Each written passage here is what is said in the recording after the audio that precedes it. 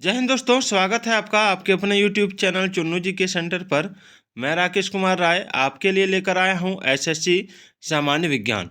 SSC में पूछे गए प्रश्नों का संग्रह लेकर आया हूं मैं आपके लिए। Youth competition times publication book का है ये, आप देख सकते हैं। जनरल साइंस है। तो चलिए स्टार्ट करते हैं इसको। सबसे पहले जो टॉपिक मैं बताऊंगा आपको वो है आपका आंतरिकी। वन लाइनर जी के है, दैनिक भौतिक फिजिक्स का है। आंतरिकी से मैं आपको प्रश्न उत्तर कराने जा रहा हूँ। लगभग 50 से 60 प्रश्न आज कराऊंगा, फिर आपको मैं पार्ट वाइज में रोज कराऊंगा। तो चलिए सबसे पहले स्टार्ट करते हैं। पहले है ओडोमीटर है। एक ओडोमीटर क्या है? तो देखिए, ओडोमीटर एक चक्कर मापी यंत्र है। क्या है? चक्कर मापी यंत्र। किसी गाड़ी द्वारा तय की गई, ठीक है, दूरी को अभिलिखित किया जाता है ओडोमीटर द्वारा। यानी आपने कितनी दूरी तय की है, ये ओडोमीटर मापता है। जलयानों में सही समय का पता लगाया जाता है तो क्रोनोमीटर की सहायता से, ठीक है, क्रोनोमीटर की सहायता से। भारहीनता होती है तो गुरुत्वाकर्षण की शून्य स्थिति। जहाँ भारहीनता होती है वहाँ गुरुत्वाकर्षण की स्थिति शून्य होती है। जब कोई वस्तु ऊपर से गिराई जाती है तो उसका भार होता है अपरिवर्तित होता है। जब कोई वस्तु ऊपर से गिराई जाती है तो उसका भार अपरिवर्तित होता है, भार में कोई परिवर्तन नहीं होता है। हेलियोसेंट्रिक थ्योरी का प्रतिपादन किया था कोपरनिकस ने। हेलियोसेंट्रिक थ्योरी का प्रतिपादन कोपरनिकस ने किया था। ऊर्जा संरक्षण का आशय है कि ऊर्जा का न तो सृजन हो सकता है और न ही विनाश। ऊर्जा संरक्षण का आशय है कि ऊर्जा का न तो सृजन हो सकता है और न ही विनाश। इकाइयों की समस्त व्यवस्थाओं में किस इकाई की मात्रा समान होती है? तो गुरुत्वाकर्षण के कारण त्वरण की। इकाइयों की समस्त व्यवस्थाओं में किस इकाई की मात्रा समान होती है? तो गुरुत्वाकर्षण के कारण त्वरण की। प्रकाश वर्ष होता है। तो देखिए, प्रकाश वर्ष एक वर्ष में प्रकाश द्वारा तय की जाने वाली दूरी को प्रकाश वर्ष कहते हैं। यानी 12 महीने में एक साल में प्रकाश द्वारा जो तय दूरी तय की जाती है उसको प्रकाश वर्ष कहा जाता है। इसलिए वर्ष इसको वर्ष में मापा जाता है। सही सुमेल है। फेदोमीटर समुद्र की गहराई मापता है। बैरोमीटर वायुमंडलीय दाब मापता है। हाइग्रोमीटर वायुमंडलीय आर्द्रता। अल्टीमीटर ऊंचाई। फेदोमीटर क्या मापता है? समुद्र की गहराई। बैरोमीटर वायुमंडलीय दाब। हाइग्रोमीटर वायुमंडलीय आर्द्रता। अल्टीमीटर ऊंचाई।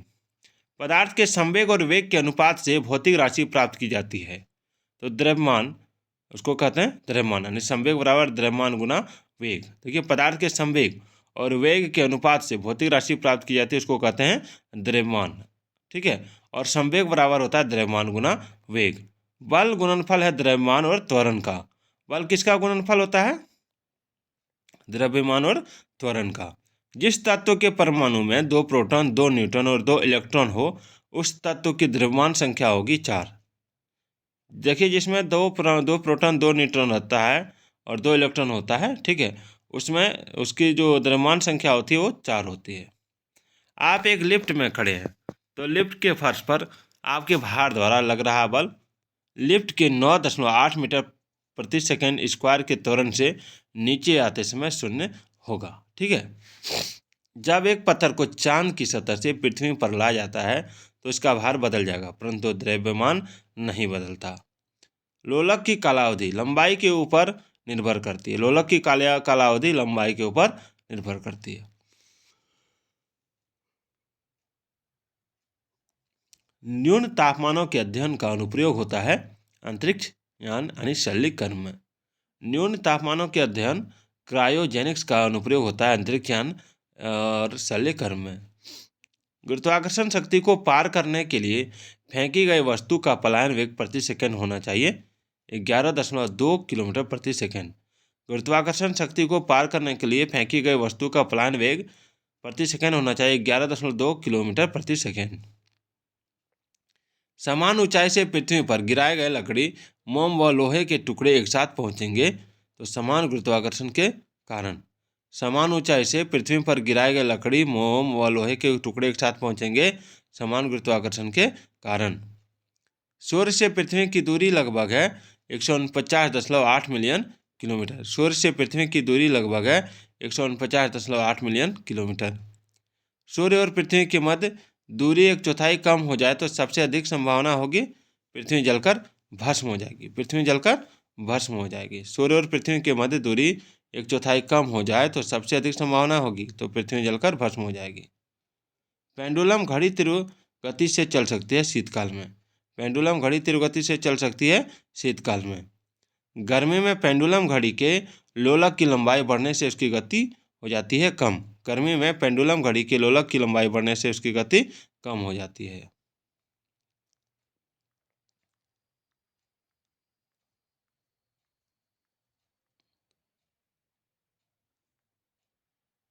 चलिए, बत्ती वाले स्टोव में केरोसिन का बत्ती के ऊपर चढ़ने का कारण है पृष्ठ तनाव। बत्ती वाले स्टोव में केरोसिन का बत्ती के ऊपर चढ़ने का कारण है पृष्ठ तनाव। पृष्ठ तनाव के कारण होता है केशिका कर्षण। पृष्ठ तनाव के कारण क्या होता है? केशिका कर्षण। एक प्रकाश वर्ष बराबर होता है 9.46 गुना 10⁻15 मीटर। एक प्रकाश वर्ष बराबर होता है 9.46 गुना 10⁻15 मीटर। दूरी को मापने की सबसे बड़ी इकाई है पारसेक। दूरी को मापने की सबसे बड़ी इकाई है पारसेक। भारहीनता की स्थिति में एक मोमबत्ती की ज्वाला का आकार हो जाएगा गोलाकार। भारहीनता की स्थिति में एक मोमबत्ती की ज्वाला का आकार गोलाकार हो जाएगा। भारहीनता की स्थिति में पृथ्वी की गुरुत्व शक्ति का मान हो जाएगा 0। दूध से दही का बनना उदाहरण है भौतिक परिवर्तन का। 1 किलोवाट घंटा का मान होता है 3.6 गुना 10⁻6 जूल। वह कण जिसका आविष्कार करने का दावा किया जा रहा है अल्बर्ट आइंस्टाइन के सापेक्षवाद सिद्धांत को गलत साबित करने के जोखिम में डाल सकता है तो माइक्रोवेव फोटोन। माइक्रोवेव फोटोन, उस कण का नाम है माइक्रोवेव फोटोन। माइक्रोवेव फोटोन का आविष्कार किया अल्फॉन्स स्टॉहलोफेन एवं गुंटूर निमटज ने। किसने किया? अल्फॉन्स स्टॉहलोफेन एवं गुंटूर निमटज ने। एक जेट इंजन अंतरिक्ष में गति हेतु उपयुक्त नहीं है क्योंकि यह ऑक्सीजन की आपूर्ति हेतु अपने आसपास की हवा का प्रयोग करता है। एक जेट इंजन अंतरिक्ष में गति हेतु उपयुक्त नहीं है क्योंकि यह ऑक्सीजन की आपूर्ति हेतु अपने आसपास की हवा का प्रयोग करता है। सितारों में अक्षय ऊर्जा के स्रोत का कारण है हाइड्रोजन का हीलियम में परिवर्तन। सितारों में अक्षय ऊर्जा के स्रोत का कारण है हाइड्रोजन का हीलियम में परिवर्तन। पिसा की झुकी हुई मीनार गिर नहीं जाती क्योंकि गुरुत्वाकर्षण केंद्र से जाने वाली ऊर्ध्वाधर रेखा तल के अंदर रहती है। पिसा की झुकी हुई मीनार गिर नहीं जाती क्योंकि गुरुत्वाकर्षण केंद्र से जाने वाली ऊर्ध्वाधर रेखा तल के अंदर रहती है। अंतरिक्ष में मोमबत्ती में ज्वाला उत्पन्न नहीं होते है क्योंकि अंतरिक्ष में गुरुत्वाकर्षण नहीं होता। अंतरिक्ष में मोमबत्ती में ज्वाला उत्पन्न नहीं होती क्योंकि अंतरिक्ष में गुरुत्वाकर्षण नहीं होता। स्वचालित कलाई घड़ियों में ऊर्जा मिलती है द्रव क्रिस्टल से। स्वचालित कलाई घड़ियों में ऊर्जा मिलती है द्रव क्रिस्टल से।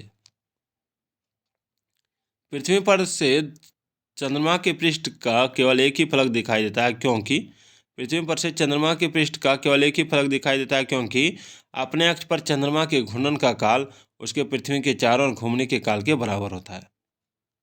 चंद्रमा का परिक्रमण एवं परिभ्रमण दोनों की अवधि होती है 27.32 दिन।